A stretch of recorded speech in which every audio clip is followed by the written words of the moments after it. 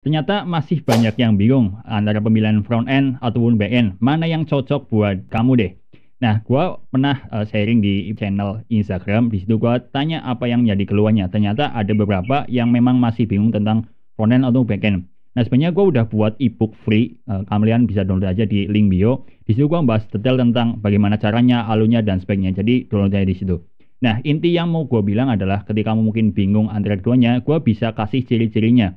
Yang pertama adalah tentang frontend dulu nih. Nah, frontend adalah dia yang biasanya suka dengan hal-hal estetika. Maksudnya gimana? Ketika kamu mungkin suka dengan desain web, kemudian suka dengan tampilan, suka dengan layouting, coloring, ibaratnya ini websitenya nggak menarik nih, ini kurang pewarnaan dan sebagainya. Nah, mungkin kamu ini cocoknya mungkin di front end, itu bisa jadi. Karena dia adalah front end yang peduli tentang tampilan, itu udah pasti. Nah, lalu sebaliknya, nah si backend ini adalah lebih mengutamakan sisi dari logika atau matematis. Dia biasanya jago ngitung nih. Kalau misalkan matematikanya itu udah gede, biasanya dia suka dengan backend.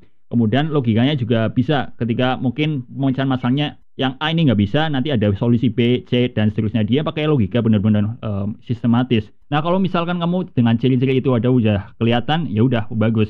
Tapi kalau misalkan ini belum cukup, kamu bisa coba keduanya. Kenapa bisa coba keduanya? Karena ya udah ketika kamu udah mencoba keduanya, kamu bisa menentukan nih mana yang terbaik buat kamu, mana yang paling nyaman buat kamu dan seterusnya.